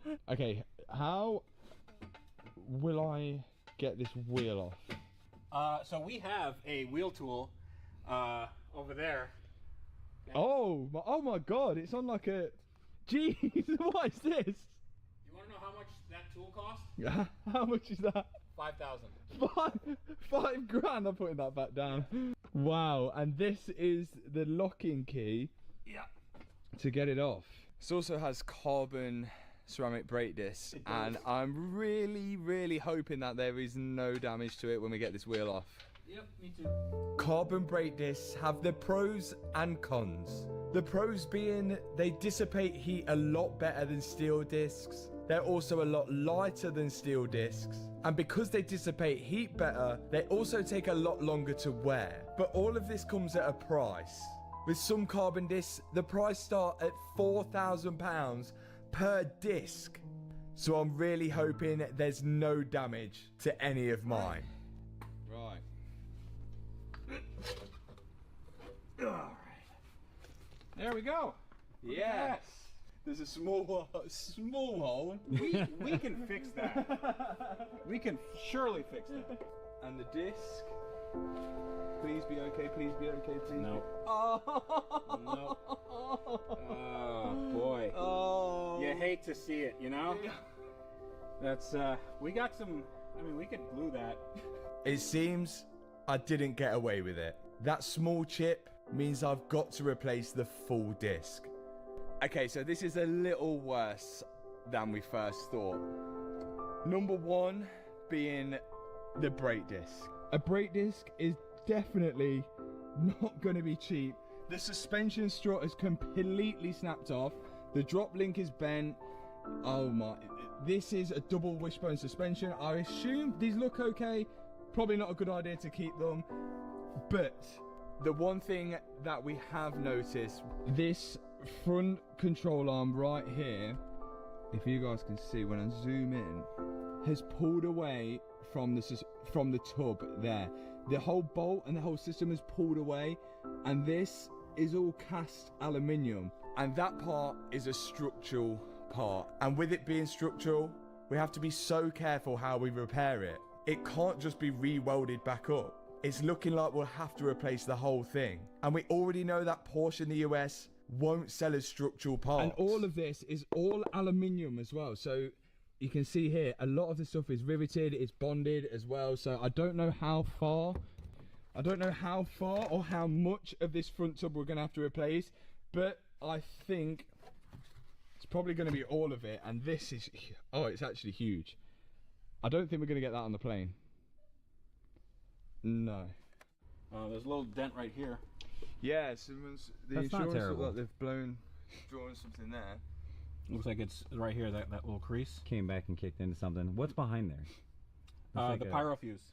Yeah, yeah, and everything else. This GT3 was a huge risk for me, and I bought it because I really wanted it, and I'd never get the chance to own another.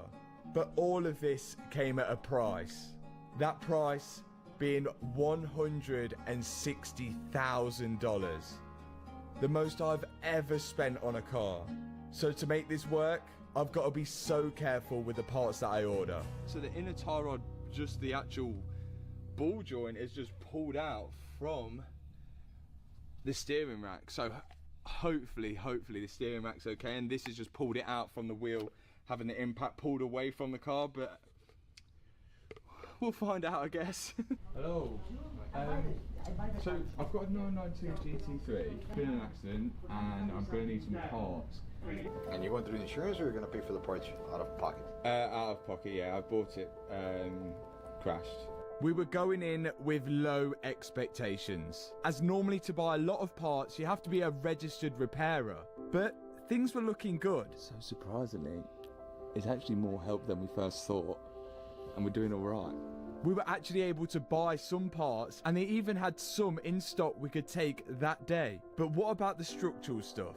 If we needed any like structural parts, like we're looking like we might need the front tub. If you need, yes, if you need a structural part, the car needs to be at a Porsche accident repair certified center. shop. Yeah, okay. So it's still bad news for getting the structural parts. But one thing I wanted to find out was if there was a better way of removing that pyro fuse. I was the one that figured it out for the tech, and it took us like 2 weeks to figure it out. Well, that's what we was like. Even the Porsche schematics, all the instructions and everything, it tells you it's in one part. We took everything. They took everything apart there, not there. And I was like, hey, it's in the bottom of the dash. You're gonna have to take everything out. That's literally what. C unit, the whole nine. It's right there on the floor.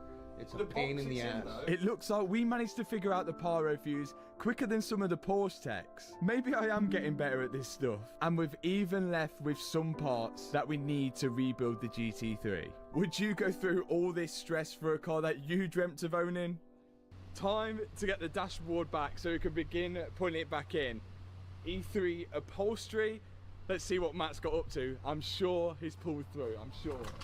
Only the other day we dropped off the broken dashboard to Matt at E3 Upholstery, and he's just dropped me a text to say that it's ready. You never would have known. Nope. Matt smashed it in literally like a day as well. Yeah, so it was cracked. It was cracked in two places, but it's made to break a specific way. Yeah. So I just used a little bit of CA glue on each one of the parts that broke, so it'll break again, God forbid. Yeah. But, you know, if it does, it's not any less safe than it was. So a huge shout out to E3 Upholstery and that amazing turnaround, which now means I could get back to the GT3 in the unit and start refitting the full interior along with that freshly trimmed dashboard. And I've also managed to get a second-hand passenger side airbag, or brand new second-hand. So now I can reassemble the dashboard along with the passenger side airbag, which leaves it just about ready to be installed. This is the final piece of the puzzle, which is stopping us from starting the Porsche after the airbags are blown, the pyro fuse. And who else but to fit it but somebody who is so well known for his hands-on mechanical ability than Tim Shmee from the UK. More Inception. I'm not sure you got that right, but I hopefully can manage to do this. Do you know why I'm doing this as well? Because if that blows again or it doesn't start, I can completely blame it on you. Let's get this fitted into the absolute mess of a Porsche. This doesn't feel normal. So, On right there, that is where it goes. Hold on, I got this. That goes on there. That's it. And then that is the this starter motor cable. Yeah, goes so on that here. goes on to there. 2 of them will go on there. And there it is. Do you know what? This is a first. I've done a lot of cool things with cars. I've never fitted a pyro fuse to a GT3. There we go. Woo! Tim's done it. It's history in the making. Now multiple YouTubers are helping out rebuild Adam LZ's old GT3. And the cool thing, we actually managed to save a fair bit of money on the pyro fuse. We asked Porsche how much it would cost for a new pyro fuse. It's $384. 384. And that is because they won't sell this thing separately. You have to buy this full fuse box with it. But if you check the part number on this thing, it's just a Volkswagen and Audi part, which is used on loads of Volkswagen and Audis across the world. And this, well, it was $18 off eBay. It's the little savings that are going to matter when rebuilding this GT3. But now's the time I've got to rebuild this interior. Time to reassemble the fuse box, which includes that almighty pyro fuse. Then the heater matrix with the blower box can go back into place, which sort of sits in position right behind the dashboard. Then I've got to go to the front of the car and connect the aircon lines to that heater box. The aircon pipes are connected with a bolt, and then the 2 coolant pipes for the heater blowers, the feed and the return ones, are connected with rubber hoses. I lubricated them up a bit just so they slid on a little bit easier. Now I've just got to remember where all of this went. Here we go. Now that the heater matrix is installed, I've got this aluminium frame to go back in, which the dashboard and everything else sits on. The hardest part about this is just remembering where all the wiring loom routed around this metal frame. Because if you get one thing wrong, you may have to take it all back out again to route the wire the correct way. And to bolt this aluminium frame in, there's a couple of bolts at the front and of course that bolt on the outside, which Hannah found. Once I've bolted the aluminium frame in, I'm going to start building up the center console, which includes the armrests and a load of trims. And a lot of these trims are carbon as well, so I've got to be extra careful not to break any because I can't even imagine how expensive they would be. Then it's in with these Alcantara knee pads, which clip to the side of the center console. Then it's just a case of putting each trim in the correct order. And on this, I ended up having to take out some trim in order to put some trim in, because it only goes in one way. Okay, the center console is in. The next step is the dashboard, but I think I've got all the connectors and everything in the right place now. It's just a case of building it all back up, and I just hope that I've not forgot to plug anything in. Now it's time for the dashboard and the airbags. And if I'm honest, this should be the easy part. Now, a lot of you guys commented in the last video asking why I don't just ship the car back home to the UK and repair it there where it can get parts. Well, the cost of shipping, import duty, tax, and not to mention I'll have a left-hand drive US spec car in the UK, just all outweighs the rebuild cost. So at the minute it makes sense for me to rebuild it here, but when it's finished, that's a whole nother story. Right, I've just called Matt over because I'm on the final pieces right now. And if you're new to the channel, make sure you subscribe. But the old subscribers or the OG subscribers would know that when we fit a dashboard, we have a little game. If you have 10 bolts left over, that means you've got it's a 0 out of 10. If you've got 9 bolts left over, you have a 1 out of 10. Because I find it virtually impossible to fit a dashboard, the amount of bolts that it takes, and not have any bolts left over. But I genuinely think I could have done the perfect 10 out of 10 fitment. These were the bolts for the dashboard in here. These all the same bolts. And I have, how many left? 1, 2, 4 bolts left over. 2 of which are gonna hold this trim in. 1's gonna go there. Okay, we might have 1 left over. No. We'll see in a minute. I've done it. There is, no one's gonna believe me. Matt, witness it. I did actually. I've got 2 bolts left over, And I'm pretty sure there's 2 bolts at the bottom of this glove box. Yes, sir! I've smashed it. There's 2 bolts left to go in. And we'll connect the battery and we'll confirm whether I've smashed it or not in the next clip. Oh my God, I cannot tell you how satisfying that actually is. I hope you're feeling the same satisfaction as me right now. And it's going to be even more satisfying if all the dash all lights up and everything all lights up in the correct way, not like a Christmas tree way, but the correct way. Now there's a few things that we are missing and which we couldn't get.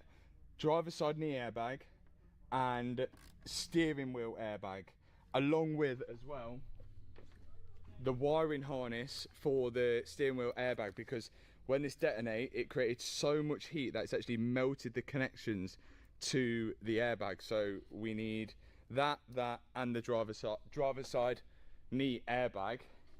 But other than that, those can go in. Also, we're missing the curtain airbags and of course the seat belts, which means we're not going to be able to put all this in yet, and the roll cage or anything like that. But I'm happy enough with the dashboard because I wanted to get that in as soon as possible because I've got short-term memory loss. So Jack took out the battery, so I was just about to tell him it's his responsibility to put back in.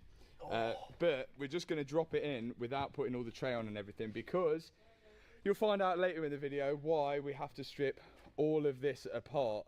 So we're just going to drop this in and see if the dashboard all lights up okay. This is either the airbags blow and we do not. Let's see, hold on. No, we're good. Okay, is there noise? Let there be light, and there was light. All right, dude. Okay, something made a noise. Wait, hold on. There's lights on both sides. Did you notice that? What? Look. Yes!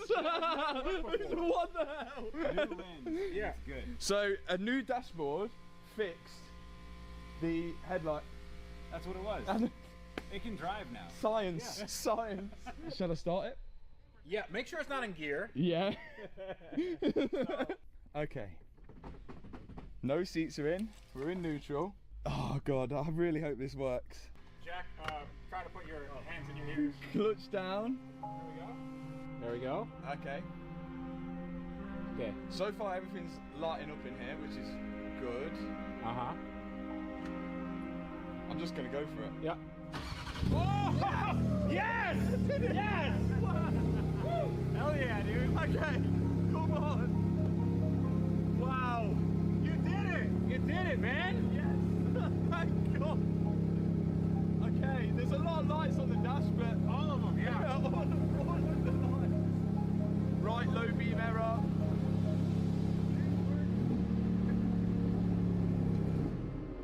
Dude! Hell yeah! Yes, it starts with the key and not pushing it down the unit. Oh my goodness! The relief.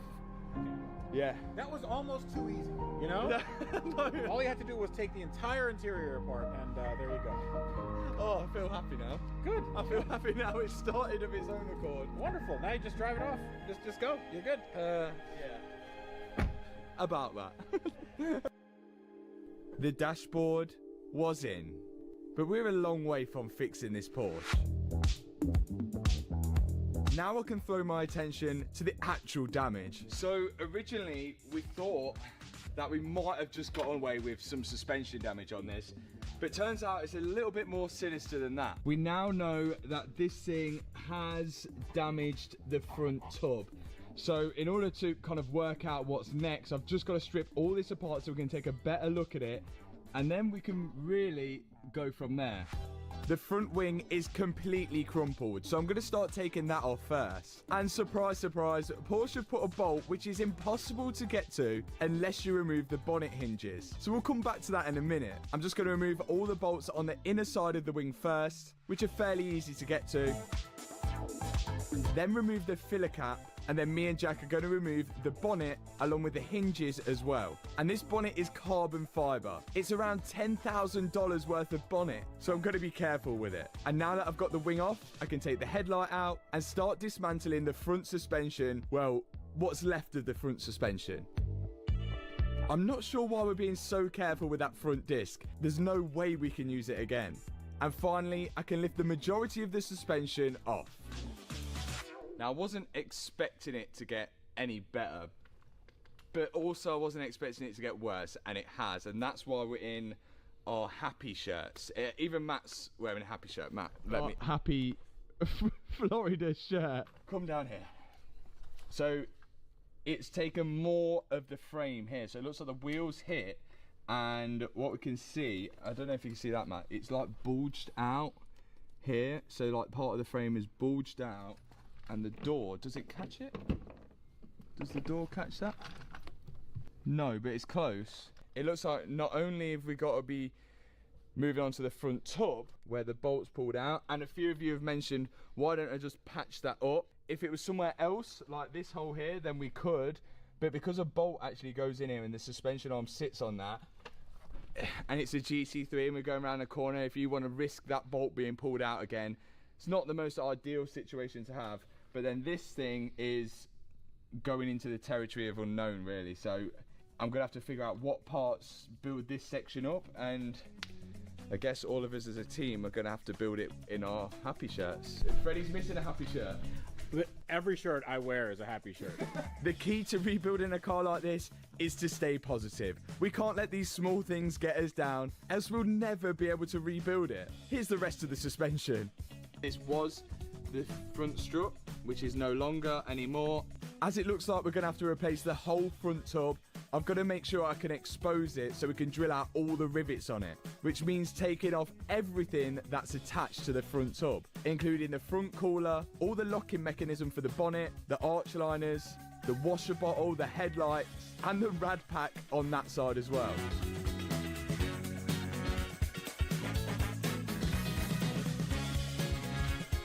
And we almost have an exposed front tub. I've just got to take off the rest of the driver's side suspension without breaking anything. And as the front subframe is also damaged, I might as well take off the front subframe with all that suspension attached to it. So I'm getting the car in the air, removing the under tray,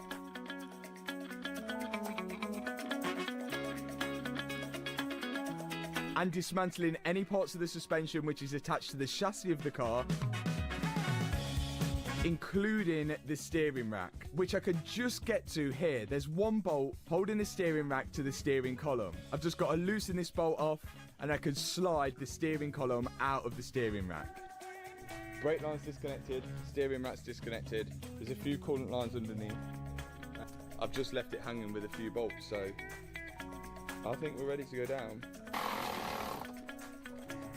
Okay. We now worked as a team to loosen the last few bolts on the front suspension and guide it down with the jacks. 1, 2, 3, YouTube! Okay, the subframe is down and off, and quite clearly there's damage to this part right here. Whether this is classed as structure or not, we don't know. I don't think so, because it's a bolt-on, bolt-off part, and whether we can get this ordered just the front bit separate to the back, that would be more ideal, because I know I could probably get this from the UK, and that definitely looks like it would fit in my suitcase. So we've got a clear vision now of where the damage is on this front tub, and you can see the sort of tunnel of where the bolt for the trailing arm goes in, and there's a clear hole there, which means we're gonna have to replace all of this tub, and none of this is welded in. This is all used by bonding and rivets as well. And you can have a look inside there. There's the hole which goes out. I don't know how we're going to get this part. We could...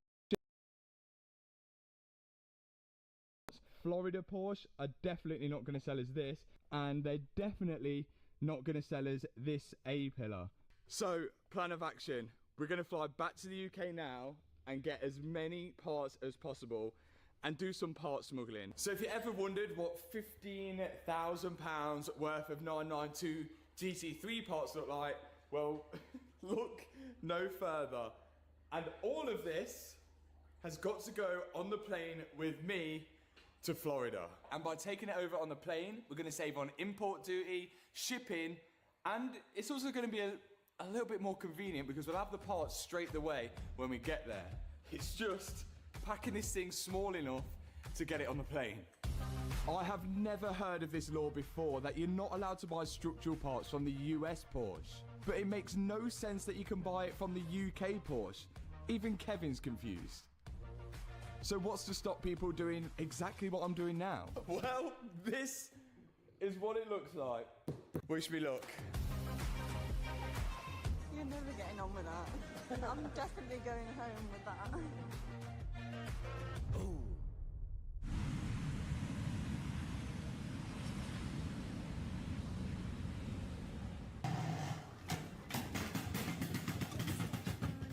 Here we go. We've got the parts. Let's go see the Porsche. Here's my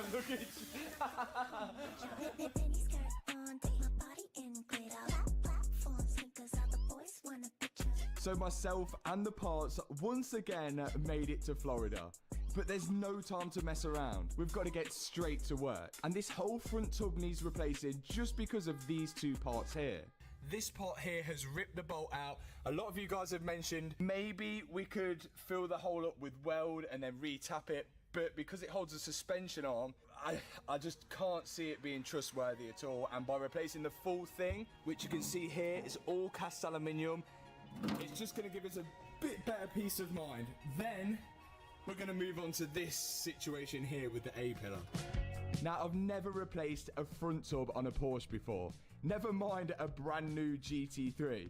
But as all the panels are aluminium on the front, or aluminum if you're American, it pretty much uses the same process as what it did on the BMW M5 that we did. I'm using heat and a scraper to scrape off all this seam sealer, which then behind it will reveal all these rivets, which hold the front tub to the other panels. And you can see them here. And not only does it use rivets, it also uses panel bond, and the rivets almost squash the panel bond together. And to get these rivets out, there's no other way but to drill each individual one out, which is exactly what I'm starting to do here.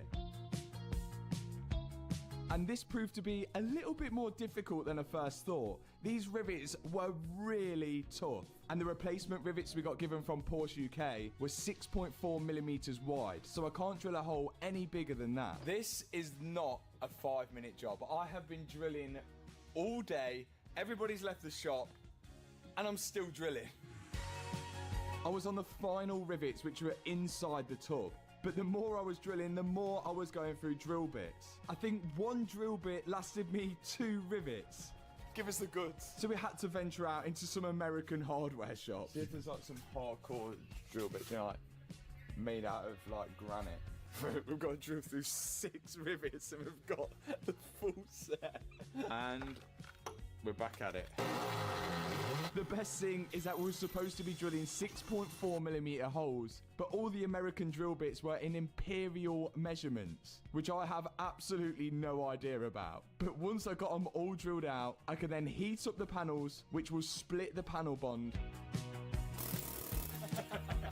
And then myself and Jack started cutting the tub into smaller pieces so it was easier to separate from the rest of the body. We just hoped we was doing this job right.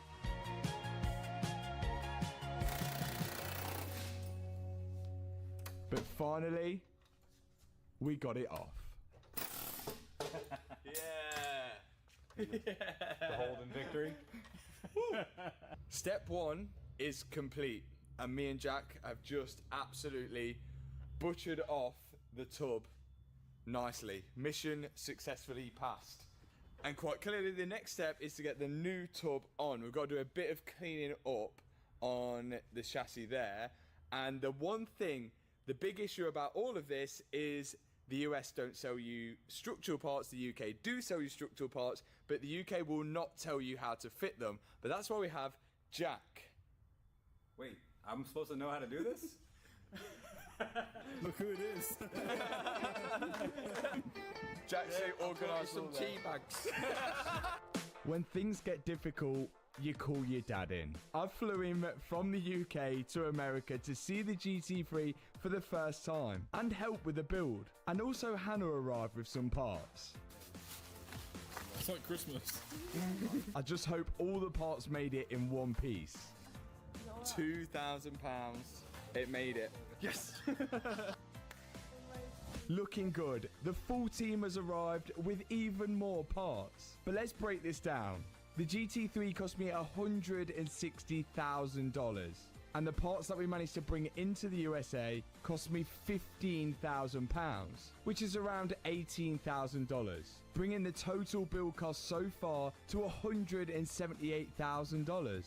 And a similar spec GT3 in the USA costs around $278,000. So we're well in the green. And mine's got a clean title. Although when you check it out on Car Vertical, it does still show up that it's been in an accident. But there's really no avoiding that. But even though we're still way in the green, there could be even more damage. So to break it down a bit more, I'm going to take the door off just so we can inspect that A-pillar damage and the damage on the side skirt as well, as we don't fully know how bad it is. Taking the door off is pretty easy. There's a couple of electrical connectors inside, one bolt for the check strap, and 2 bolts on the hinges. Then we can lift it off to reveal this nasty crease in the side skirt here, which got me a little worried.